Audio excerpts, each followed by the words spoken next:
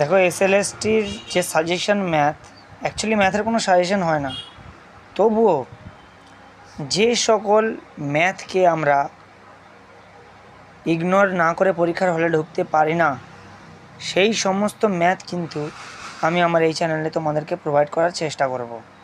এবং তোমরা এর আগে আমার 3-4টে ভিডিও অলরেডি প্রোভাইড করা হয়ে গেছে।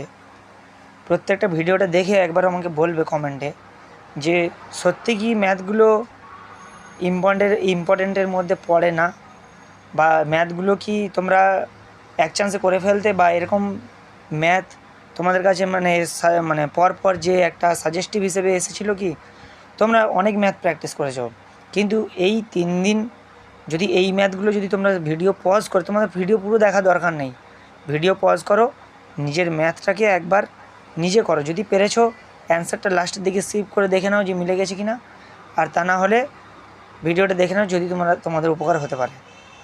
সুতরাং আমি একটা কথা বলবো যে যে জিনিসগুলো শুধু 3D নয়, এখানে আমি সমস্ত টাইপের ম্যাথ কিন্তু 5টা করে এরকমভাবে চলতে থাকবে। 5টা করে করানোর পরে ফের আমরা ব্যাকে আসবো 3Dতে, 3Dর 5টা ম্যাথ হয়ে যাবে, তারপর 2Dর 5টা ম্যাথ করব, কমপ্লেক্স নাম্বার 5টা করব, থিওরিফিকেশন 5টা করবো, এরকম করে করে প্রত্যেকটা 5টা করে ইম্পর্টেন্ট ম্যাথ আমরা করতে করতে দেখবো আমরা কটা ম্যাথ আমরা করতে পারি। সেইভাবেই আমি আমার স্ক্রিপ্টটা তৈরি করে রেখেছি।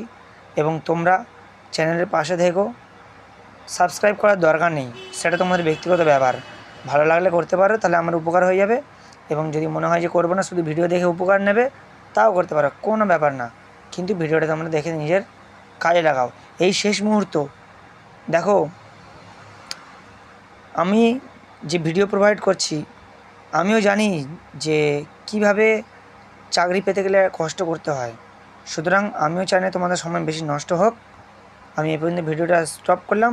কাজের কাজ যেটা হলো ভিডিও প্রোভাইড করব, তোমরা দেখবে, তোমাদের অ্যাকর্ডিং প্র্যাকটিস করবে।